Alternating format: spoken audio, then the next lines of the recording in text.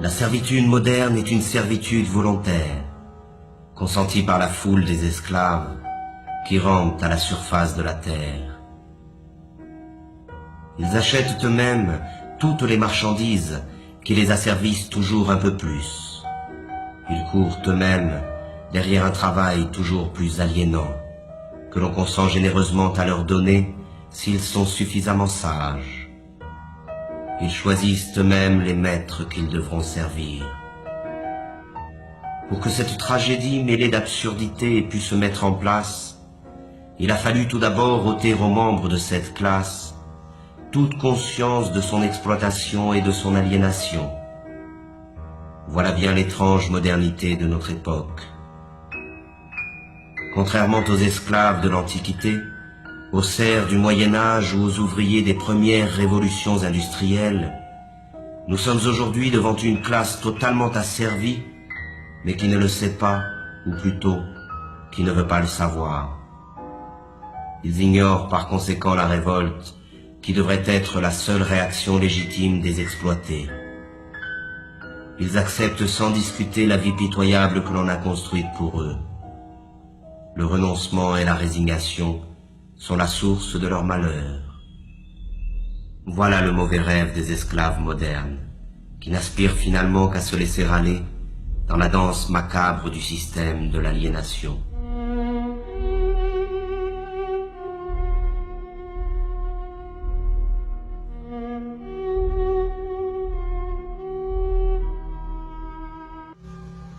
À mesure qu'ils construisent leur monde par la force de leur travail aliéné, le décor de ce monde devient la prison dans laquelle il leur faudra vivre. Un monde sordide, sans saveur ni odeur, qui porte en lui la misère du mode de production dominant. Ce décor est en perpétuelle construction. Rien n'y est stable. La réflexion permanente de l'espace qui nous entoure trouve sa justification dans l'amnésie généralisée et l'insécurité dans lesquelles doivent vivre ses habitants. Il s'agit de tout refaire à l'image du système. Le monde devient tous les jours un peu plus sale et bruyant, comme une usine. Chaque parcelle de ce monde est la propriété d'un État ou d'un particulier. Ce vol social, qu'est l'appropriation exclusive du sol, se trouve matérialisé dans l'omniprésence des murs, des barreaux, des clôtures, des barrières et des frontières. Ils sont la trace visible de cette séparation qui envahit tout. Mais parallèlement, l'unification de l'espace selon les intérêts de la culture marchande est le grand objectif de notre triste époque. Le monde doit devenir une immense autoroute, rationalisée à l'extrême, pour faciliter le transport des marchandises. Tout obstacle, naturel ou humain, doit être détruit. L'habitat dans lequel s'entasse cette masse servile est à l'image de leur vie. Il ressemble à des cages, à des prisons, à des cavernes. Et contrairement aux esclaves ou aux prisonniers, l'exploité des temps modernes doit payer sa cage. Et c'est dans ce logis étroit et lugubre qu'il entasse les nouvelles marchandises qui devraient, selon les messages publicitaires omniprésents, lui apporter le bonheur et la plénitude. Mais plus il accumule des marchandises, et plus la possibilité d'accéder un jour au bonheur s'éloigne de lui. La marchandise, idéologique par essence, dépossède de son travail celui qui la produit, et dépossède de sa vie celui qui la consomme. Dans le système économique dominant, ce n'est plus la demande qui conditionne l'offre, mais l'offre qui détermine la demande. C'est ainsi que de manière périodique, de nouveaux besoins sont créés qui sont vite considérés comme des besoins vitaux par l'immense majorité de la population. Ce fut d'abord la radio, puis la voiture, la télévision, l'ordinateur et maintenant le téléphone portable. Toutes ces marchandises, distribuées massivement en un laps de temps très limité, modifient en profondeur les relations humaines. Elles servent d'une part à isoler les hommes un peu plus de leurs semblables, et d'autre part, à diffuser les messages dominants du système. Les choses qu'on possède finissent par nous posséder.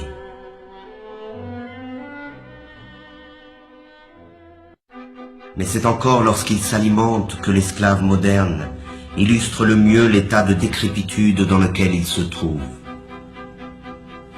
Disposant d'un temps toujours plus limité pour préparer la nourriture qu'il ingurgite, il en est réduit à consommer à la va-vite ce que l'industrie agrochimique produit.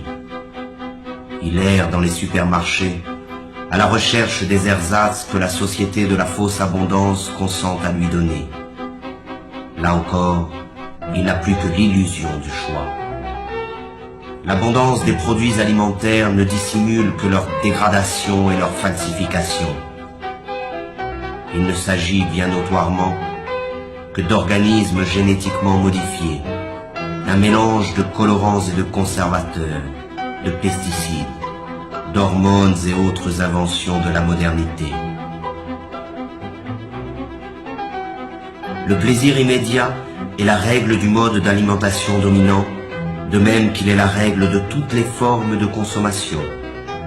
Et les conséquences sont là qui illustrent cette manière de s'alimenter. Mais c'est face au dénuement du plus grand nombre que l'homme occidental se réjouit de sa position et de sa consommation frénétique. Pourtant, la misère est partout où règne la société totalitaire marchande. Le manque est le revers de la médaille de la fausse abondance.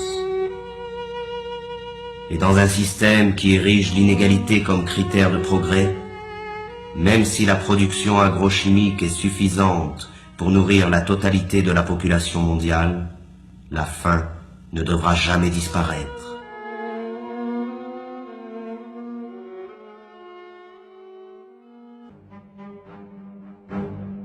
L'autre conséquence de la fausse abondance alimentaire est la généralisation des usines concentrationnaires et l'extermination massive et barbare des espèces qui servent à nourrir les esclaves. Là se trouve l'essence même du mode de production dominant. La vie et l'humanité ne résistent pas face au désir de profit de quelques-uns.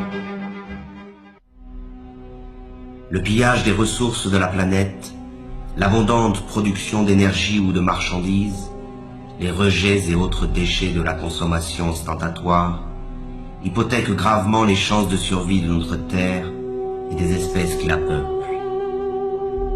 Et pour laisser libre cours au capitalisme sauvage, la croissance ne doit jamais s'arrêter. Il faut produire, produire et reproduire encore.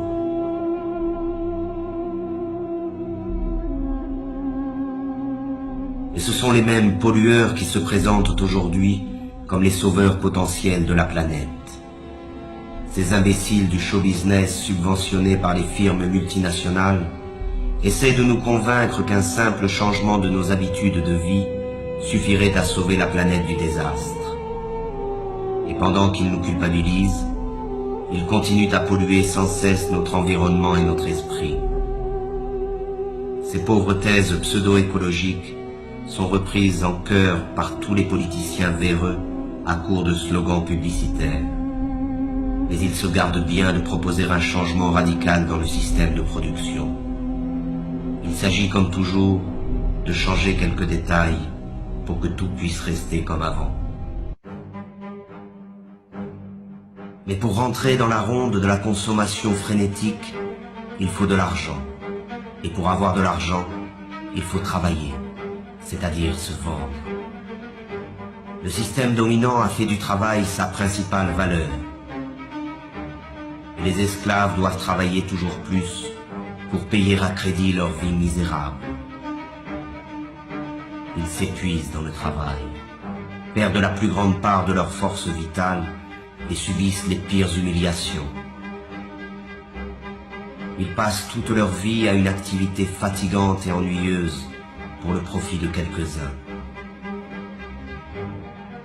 L'invention du chômage moderne est là pour les effrayer et les faire remercier sans cesse le pouvoir de se montrer généreuse avec eux. Que pourrait-il bien faire sans cette torture qu'est le travail? Et ce sont ces activités aliénantes que l'on présente comme une libération. Quelle déchéance et quelle misère! Toujours pressés par le chronomètre ou par le fouet, chaque geste des esclaves est calculé afin d'augmenter la productivité. L'organisation scientifique du travail constitue l'essence même de la dépossession des travailleurs, à la fois du fruit de leur travail, mais aussi du temps qu'ils passent à la production automatique des marchandises ou des services. Le rôle du travailleur se confond avec celui d'une machine dans les usines, avec celui d'un ordinateur dans les bureaux. Le temps perdu ne revient plus. Ainsi, chaque travailleur est assigné à une tâche répétitive, qu'elle soit intellectuelle ou physique. Il est spécialiste dans son domaine de production. Cette spécialisation se retrouve à l'échelle de la planète dans le cadre de la division internationale du travail. On conçoit en Occident, on produit en Asie et l'on meurt en Afrique. L'esclave moderne aurait pu se contenter de sa servitude au travail. Mais à mesure que le système de production colonise tous les secteurs de la vie, le dominé perd son temps dans les loisirs, les divertissements et les vacances organisées.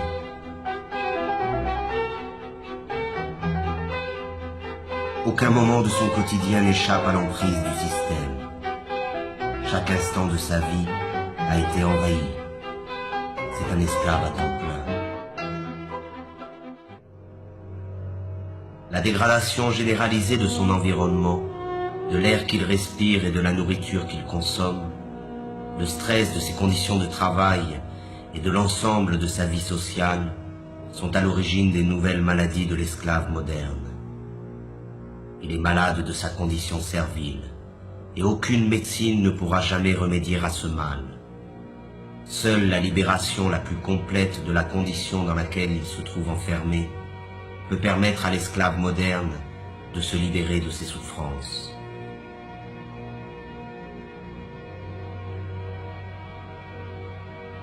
La médecine occidentale ne connaît qu'un remède face aux maux dont souffrent les esclaves modernes, la mutilation. C'est à base de chirurgie, d'antibiotiques ou de chimiothérapie que l'on traite les patients de la médecine marchande. On s'attaque aux conséquences du mal sans jamais en chercher la cause. Cela se comprend autant que cela s'explique. Cette recherche nous conduirait inévitablement vers une condamnation sans appel de l'organisation sociale dans son ensemble. De même qu'il a transformé tous les détails de notre monde en simples marchandises, le système présent a fait de notre corps une marchandise, un objet d'étude et d'expérience livré aux apprentis sorciers de la médecine marchande et de la biologie moléculaire. Et les maîtres du monde sont déjà prêts à breveter le vivant. Le séquençage complet de l'ADN du génome humain est le point de départ d'une nouvelle stratégie mise en place par le pouvoir. Le décodage génétique n'a d'autre but que d'amplifier considérablement les formes de domination et de contrôle. Notre corps, lui aussi, après tant d'autres choses, nous a échappé. Le meilleur de sa vie lui échappe, mais il continue, car il a l'habitude d'obéir depuis toujours. L'obéissance est devenue sa seconde nature. Il obéit sans savoir pourquoi, simplement parce qu'il sait qu'il doit obéir. Obéir, produire et consommer, voilà le triptyque qui domine sa vie. Il obéit à ses parents, à ses professeurs, à ses patrons, à ses propriétaires, à ses marchands. Il obéit à la loi et aux forces de l'ordre. Il obéit à tous les pouvoirs car il ne sait rien faire d'autre. La désobéissance l'effraie plus que tout, car la désobéissance, c'est le risque, l'aventure, le changement. Mais de même que l'enfant panique lorsqu'il perd de vue ses parents, l'esclave moderne est perdu sans le pouvoir qui l'a créé. Alors il continue d'obéir.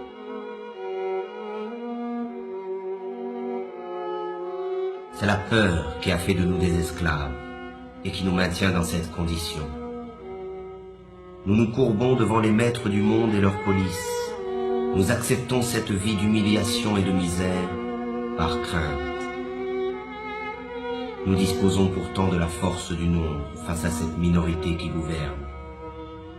Leur force à eux, ils ne la retirent pas de leur police, mais bien de notre consentement.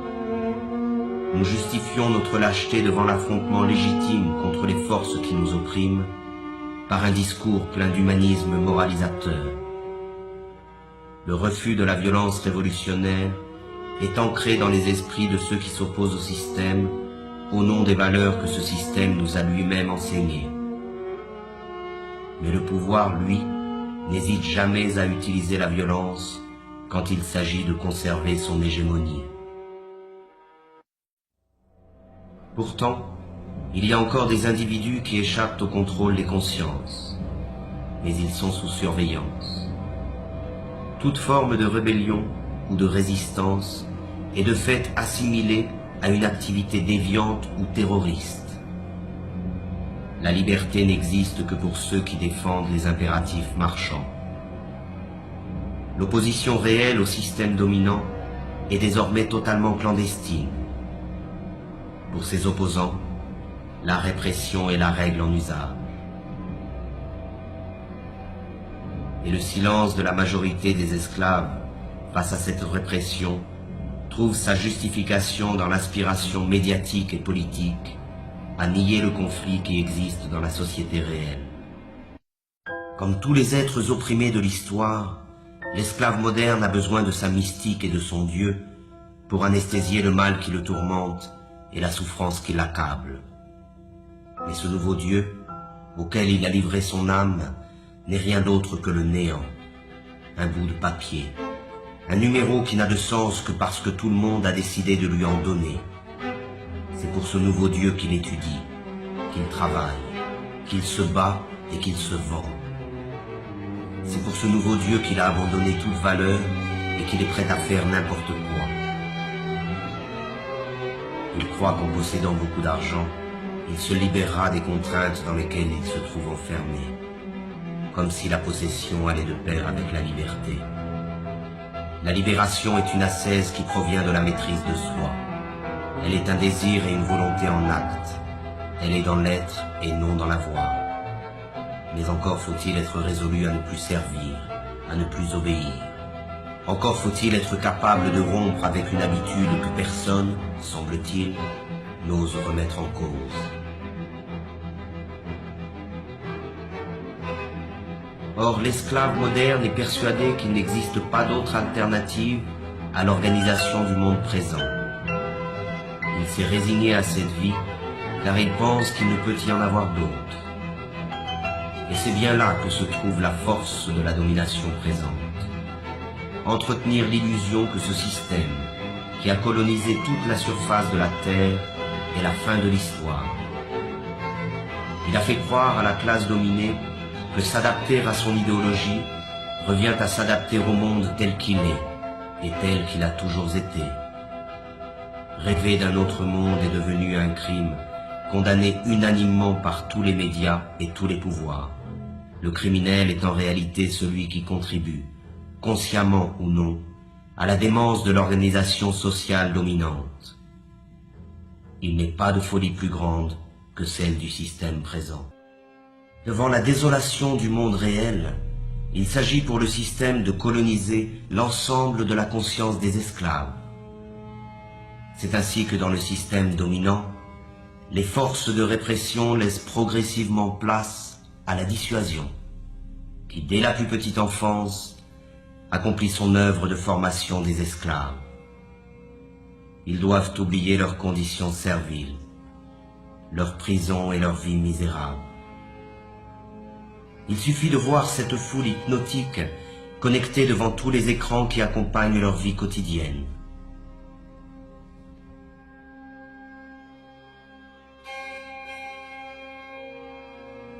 Ils trompent leur insatisfaction permanente dans le reflet manipulé d'une vie rêvée, faite d'argent, de gloire et d'aventure. Il existe des images pour tous et partout. Elles portent en elles le message idéologique de la société moderne et servent d'instruments d'unification et de propagande. Elles croissent à mesure que l'homme est dépossédé de son monde et de sa vie.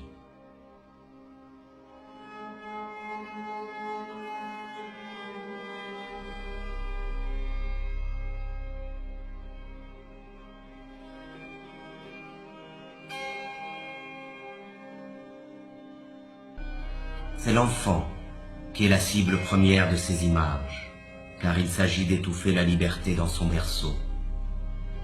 Il faut les rendre stupides et leur ôter toute forme de réflexion et de critique. Tout cela se fait bien entendu avec la complicité déconcertante de leurs parents, qui ne cherchent même plus à résister face à la force de frappe cumulée de tous les moyens modernes de communication. Ils achètent eux-mêmes toutes les marchandises nécessaires à l'asservissement de leur progéniture. Ils se dépossèdent de l'éducation de leurs enfants et la livrent en bloc au système de l'abrutissement et de la médiocrité. Il y a des images pour tous les âges et pour toutes les classes sociales, et les esclaves modernes confondent ces images avec la culture et parfois même avec l'art. On fait appel aux instincts les plus sordides pour écouler les stocks de marchandises. Et c'est encore la femme, doublement esclave dans la société présente, qui en paie le prix fort. Elle en est réduite à être un simple objet de consommation. La révolte elle-même est devenue une image que l'on vend pour mieux en détruire le potentiel subversif. L'image est toujours aujourd'hui la forme de communication la plus simple et la plus efficace. On construit des modèles, on abrutit les masses, on leur ment, on crée des frustrations. On diffuse l'idéologie marchande par l'image, car il s'agit encore et toujours du même objectif, vendre des modes de vie ou des produits, des comportements ou des marchandises, peu importe, mais il faut vendre.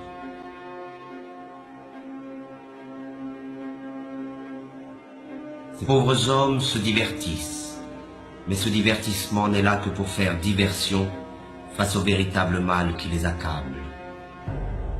Ils ont laissé faire de leur vie n'importe quoi, et ils feignent d'en être fiers. Ils essaient de montrer leur satisfaction, mais personne n'est dupe. Ils n'arrivent même plus à se tromper eux-mêmes lorsqu'ils se retrouvent face au reflet glacé du miroir.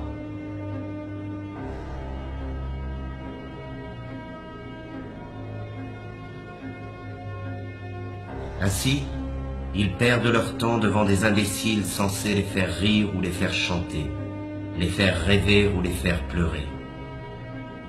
On mime à travers le sport médiatique les succès et les échecs, les forces et les victoires que les esclaves modernes ont cessé de vivre dans leur propre quotidien. Leur insatisfaction les incite à vivre par procuration devant leur poste de télévision. Tandis que les empereurs de la Rome antique achetaient la soumission du peuple avec du pain et les jeux du cirque, aujourd'hui c'est avec les divertissements et la consommation du vide que l'on achète le silence des esclaves. La domination sur les consciences passe essentiellement par l'utilisation viciée du langage, par la classe économiquement et socialement dominante. Étant détenteur de l'ensemble des moyens de communication, le pouvoir diffuse l'idéologie marchande par la définition figée, partielle et partiale qu'il donne des mots. Les mots sont présentés comme neutres et leur définition comme allant de soi. Mais sous le contrôle du pouvoir, le langage désigne toujours autre chose que la vie réelle. C'est avant tout un langage de la résignation et de l'impuissance, le langage de l'acceptation passive des choses telles qu'elles sont et telles qu'elles doivent demeurer. Les mots travaillent pour le compte de l'organisation dominante de la vie, et le fait même d'utiliser le langage du pouvoir nous condamne à l'impuissance. Le problème du langage est au centre du combat pour l'émancipation humaine. Il n'est pas une forme de domination qui se surajoute aux autres. Il est le cœur même du projet d'asservissement du système totalitaire marchand. Pourtant, les esclaves modernes se pensent toujours citoyens. Ils croient voter et décider librement qui doit conduire leurs affaires, comme s'ils avaient encore le choix. Ils n'en ont conservé que l'illusion. Croyez-vous encore qu'il existe une différence fondamentale quant au choix de société dans laquelle nous voulons vivre, entre le PS et l'UMP en France, entre les démocrates et les républicains aux États-Unis, entre les travaillistes et les conservateurs au Royaume-Uni? Il n'existe pas d'opposition car les partis politiques dominants sont d'accord sur l'essentiel, qui est la conservation de la présente société marchande. Il n'existe pas de parti politique susceptible d'accéder au pouvoir qui remette en cause le dogme du marché. Et ce sont ces partis qui, avec la complicité médiatique, monopolisent l'apparence. Ils se chamaillent sur des points de détail pourvu que tout reste en place. Ils se disputent pour savoir qui occupera les places que leur offre le parlementarisme marchand. Ces pauvres chamailleries sont relayées par tous les médias dans le but d'occulter un véritable débat sur le choix de société dans laquelle nous souhaitons vivre. L'apparence et la futilité dominent sur la profondeur de l'affrontement des idées. Tout cela ne ressemble en rien, de près ou de loin, à une démocratie. La démocratie réelle se définit d'abord et avant tout par la participation massive des citoyens à la gestion des affaires de la cité. Elle est directe et participative. Elle trouve son expression la plus authentique dans l'assemblée populaire et le dialogue permanent sur l'organisation de la vie en commun. La forme représentative et parlementaire, qui usurpe le nom de démocratie, limite le pouvoir des citoyens au simple droit de vote, c'est-à-dire au néant, tant il est vrai que le choix entre gris clair et gris foncé n'est pas un choix véritable. Les sièges parlementaires sont occupés dans leur immense majorité par la classe économiquement dominante, qu'elle soit de droite ou de la prétendue gauche social-démocrate. Le pouvoir n'est pas à conquérir, il est à détruire. Il est tyrannique par nature, qu'il soit exercé par un roi, un dictateur ou un président élu. La seule différence dans le cas de la démocratie parlementaire, c'est que les esclaves ont l'illusion de choisir eux-mêmes le maître qu'ils devront servir. Le vote a fait d'eux les complices de la tyrannie qui les opprime. Ils ne sont pas esclaves parce qu'il existe des maîtres, mais il existe des maîtres parce qu'ils ont choisi de demeurer esclaves. Le système dominant se définit donc par l'omniprésence de son idéologie marchande. Culte de l'argent, monopole de l'apparence, parti unique sous couvert du pluralisme parlementaire, absence d'une opposition visible, répression sous toutes ses formes, volonté de transformer l'homme et le monde. Voilà le visage réel du totalitarisme moderne, que l'on appelle démocratie libérale. L'homme, la société et l'ensemble de notre planète sont au service de cette idéologie. Le système totalitaire marchand a donc réalisé ce qu'aucun totalitarisme n'avait pu faire avant lui: unifier le monde à son image.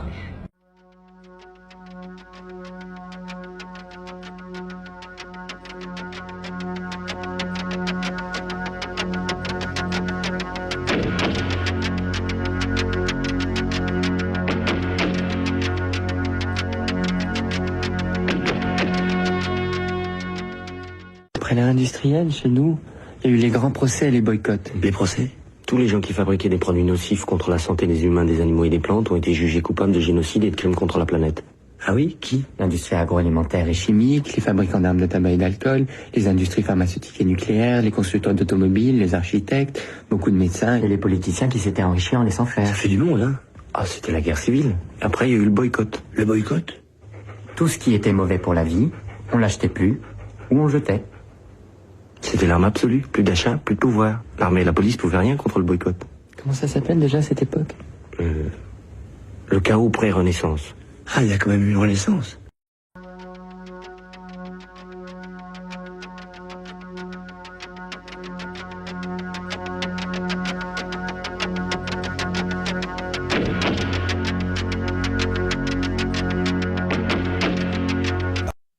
Welcome